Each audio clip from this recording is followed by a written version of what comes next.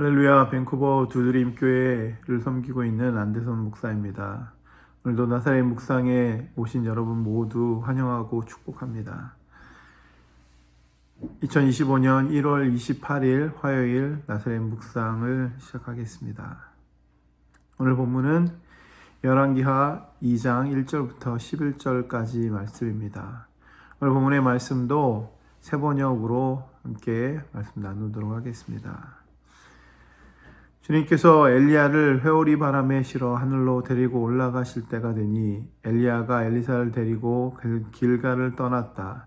길을 가다가 엘리야가 엘리사에게 말하였다. 나는 주님의 분부대로 베들로 가야 한다. 그러나 너는 여기에 남아있거라. 그러나 엘리사는 주님께서 살아계심과 스승께서 살아계심을 두고 맹세합니다. 나는 결코 스승님을 떠나지 않겠습니다 하고 말하였다. 그리하여 그들은 함께 베델까지 내려갔다. 베델에 살고 있는 예언자 수련생들이 엘리사에게 와서 물었다. 선생님의 스승을 주님께서 오늘 하늘로 데려가려고 하시는데 선생님께서는 알고 계십니까? 엘리야가 말하였다. 나도 알고 있으니 조용히 하시오. 엘리야가 엘리사에게 말하였다. 나는 주님의 분부대로 여리고로 가야 한다. 그러나 너는 여기에 남아있거라. 그러나 엘리사는 주님께서 살아계심과 스승께서 살아계심을 두고 맹세합니다. 나는 결코 스님을 떠나지 않겠습니다 하고 말하였다. 그리하여 그들은 함께 여리고로 갔다. 여리고에 살고 있는 예언자 수련생들이 엘리사에게 와서 물었다. 선생님의 스승을 주님께서 오늘 하늘로 데려가려고 하시는데 선생님께서는 알고 계십니까? 엘리사가 말하였다. 나도 알고 있으니 조용히 하시오. 엘리야가 엘리사에게 말하였다. 나는 주님의 분부대로 요단강으로 가야 한다. 그러나 넌 여기에 남아있거라. 그러나 엘리사는 주님께서 살아계심과 스승께서 살아계심을 두고 맹세합니다. 나는 결코 스승님을 떠나지 않겠습니다 하고 말하였다. 그리하여 두 사람은 함께 길을 떠났다. 예언자 수련생들 가운데 한 명이 요단강까지 그들을 따라갔다. 엘리야와 엘리사가 요단강가에 서니 따르던 제자들도 멀찍이 멈추어 섰다. 그때 엘리야가 자기 겉옷을 벗어 말아서 그것으로 강물을 치니 물이 좌우로 갈라졌다. 두 사람은 물이 많은 강바닥을 밟으며 요단강을 건너갔다. 요단강 맞은쪽에 이르러 엘리야가 엘리사에게 말하였다. 주님께서 나를 데려가시기 전에 내가 내게 어떻게 해주기를 바라느냐. 엘리사는 엘리야에게 스승님이 가지고 계신 능력을 제가 갑절로 받기를 바랍니다 하고 대답하였다. 엘리야가 말하였다. 너는 참으로 어려운 곳을 요구하는구나. 주님께서 나를 너에게 데려가시는 것을 내가 보면 내 소원이 이루어지겠지만 그렇지 않으면 그것이 이루어지지 않을 것이다. 그들이 이야기를 하면서 가고 있는데 갑자기 불병거와 불말이 나타나서 그들 두 사람을 갈라놓더니 엘리야만 회오리 바람에 싣고 하늘로 올라갔다. 오늘 본문의 말씀은 스승 엘리야가 하늘로 승천하면서 제자 엘리사와 이별을 나누는 그런 특별한 내용을 갖고 있습니다. 엘리야와 엘리사 스승과 제자의 특별한 동행을 함께 나누기를 원합니다. 엘리야는 자신의 사역을 모두 마치고 하나님의 부르심을 받을 때를 알게 되었습니다.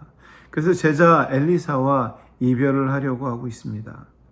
주 활동지였던 길갈에 엘리사가 그곳에 머물라고 이야기를 합니다.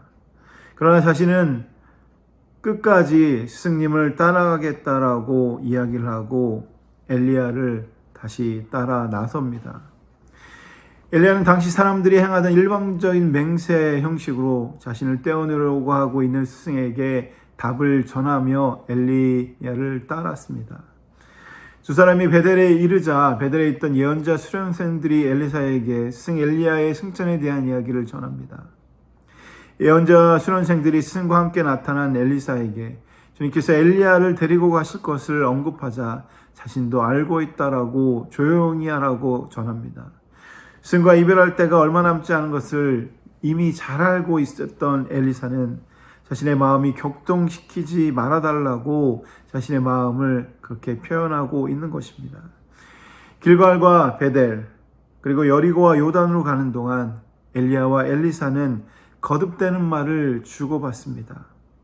엘리야는 자신을 따르지 말라는 권면을 듣지 않고 끝까지 자신을 따르고 있는 엘리사에게 깊은 애정과 충성심을 느꼈을 것입니다. 마침내 두 사람은 요단강가에 이르렀습니다. 강을 건너야 할 때 엘리야는 겉옷을 벗어서 요단강에 내리치게 됩니다. 강은 양쪽으로 갈라지게 되고 그 갈라진 강바닥을 이 엘리야와 엘리사가 건너게 되는 것입니다. 이것은 마치 출애굽 당시에 모세가 지팡이로 홍해를 갈랐던 그런 모습을 연상시킵니다. 모세의 지팡이가 이스라엘 백성들을 이끄는 지도자로서의 그 권위를 상징하는 것처럼 이 엘리야의 겉옷은 예언자 직분을 상징하고 있는 것입니다. 엘리야는 엘리사에게 주께서 자신을 데려가기 전에 무엇을 해주기를 원하는지 물었습니다. 엘리야의 질문에 엘리사는 스승님에게 임했던 성령의 임재, 이 역사가 자신에게 갑절로 주어지기를 바란다라고 그렇게 요청을 하고 있습니다. 엘리사는 스승에게 임했던 예언자의 능력이 갑절이나 자신에게 임하기를 원했습니다. 엘리사의 요구는 엘리야보다 더 많은 능력을 행하고 싶다는 그런 발상이 아닙니다. 엘리사는 스승이 가진 영적인 능력을 자신도 가지며 스승이 걸어간 그 선지자 예언자의 길을 자신도 그대로 걸어가고 싶다는 의지의 표현을 하고 있는 것입니다. 다른 한편으로 하나님의 일에 대한 열심을 나타내고 스승 엘리야처럼 하나님의 능력을 받기를 간절히 원하는 마음을 드러내고 있는 것입니다. 자신이 쉽게 줄 수 있는 것을 요구하리라고 생각했던 이 엘리야는 엘리사의 요청에 내가 어려운 일을 나에게 요구한다라고 그렇게 당황해합니다. 여러분, 어려운 것이라고 하는 표현은 어렵다 또는 곤란하다라고 하는 의미인데 엘리야는 엘리사가 자신의 행할 수 없는 하나님께 속한 일, 다시 말해서 하나님께로부터 주어지는 그것을 원하기 때문에 곤란하고 당황해했던 것입니다. 여러분, 어떤 인간도 이런 것에 대한 것을 부여할 권한이 없습니다. 그래서 엘리야는 이 요청만큼은 내가 들어줄 수 있는 것이 없다라고 이야기합니다. 오직 하나님만 하실 수 있기 때문에 엘리사의 마음의 중심을 아시는 하나님께서 엘리사의 요청을 들어주시고 그 기도 가운데 응답해 주실 것이다 라고 그렇게 이야기합니다. 엘리야는 자신이 엘리사에게 직접 능력을 위임하고 예언자직을 승계하는 것은 불가능한 일이지만 자신이 하늘로 올라가게 되고 승천하게 된다면 엘리사가 그것을 보게 된다면 그것이 하나님께서 엘리사에게 그런 능력을 주신다라고 하는 것을 확인할 수 있다라고 그렇게 이야기합니다. 엘리야를 데려가시는 동작의 주체는 바로 하나님입니다. 다른 표현으로 엘리사가 자신의 소원을 이루고자 한다면 하나님께서 하시는 일을 목격해야 한다라고 이야기하고 있는 것입니다. 여러분, 하나님의 일은 보고 싶다고 아무나 볼 수 있는 것이 아닙니다. 하나님께서 보여주셔야만 가능한 특별한 은혜인 것입니다. 오늘 본문 11절 말씀을 보게 되면 그들이 이야기를 하면서 가고 있는데 갑자기 불병거와 불말이 나타나서 그들 두 사람을 갈라놓더니 엘리야만 회오리 바람에 싣고 하늘로 올라갔다. 엘리사는 자신을 떼어내려고 하는 스승을 끝까지 따랐고 스승은 제자의 신실함을 인정할 수밖에 없었습니다.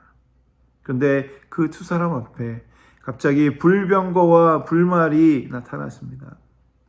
그동안 엘리야의 사역 가운데 이 불이라고 하는 것은 하나님의 임재와 보호를 상징하고 있습니다. 또 병거와 말은 군대의 전쟁 수행 능력을 가능하는 그런 모습을 라고 할 수 있습니다. 두 사람 앞에 나타난 이 불병거와 말을 지금까지 엘리야의 사역에 대한 하나님께서 함께 하셨다라고 하는 증거인 동시에 엘리야를 도우시는 하나님의 도움의 상징으로 볼 수 있는 것입니다. 죽는 곳까지 따르겠다고 맹세하며 승을 따랐던 이 엘리사는 엘리야가 하늘로 올라가는 그 모습을 두 눈으로 목격하게 되었습니다. 엘리사는 길갈에서 베델로, 베델에서 여리고로, 여리고에서 요단강 건너편까지 엘리야를 따랐습니다. 그리고 상상하지 못할 영광 속으로 엘리야가 높이 올라가는 그 모습을 그대로 목격하며 엘리사도 이제 예언자직을 그대로 이어받을 수 있었던 것입니다. 따른다라고 하는 것은 충성과 신실함이 동반되어야만 하는 것입니다. 그리고 따라갈 때 또 고난도 수반된다라고 하는 것들을 보게 됩니다. 베드로를 비롯한 제자들도 예수님을 따랐을 때 실패를 경험했습니다. 그러나 성령이 그들 가운데 임재할 때, 그들이 성령의 임재를 경험할 때 충성되고 신실하게 예수님을 따르는 그런 제자가 될 수 있었습니다. 성령의 임재가 임하니까 그들 가운데 있었던 모든 고난도 두려워하지 않았습니다. 영원한 하늘의 영광을 풍성히 받고 누리기 위해 우리가 할 일은 바로 하나님 뜻에 충성하고 신실하게 하나님의 뜻을 따르는 것입니다. 그리고 고린도후서 4장 17절의 증언처럼 우리가 잠시 받는 환난이 가벼운 것이기에 영원한 영광의 중한 것을 이루기 위해 고난도 두려워하지 않아야 한다라고 말씀하고 있습니다. 엘리사처럼 우리에게 주어진 그 사명을 감당하기 위해서 끝까지 따를 수 있는 그 은혜를 구하는 그런 우리의 시간들이 되었으면 좋겠습니다. 우리가 매 순간 예수 그리스도만을 목적 삼는 그런 삶을 살아갈 때 우리의 삶은 이 땅에서도 영원을 살아가게 될 것입니다.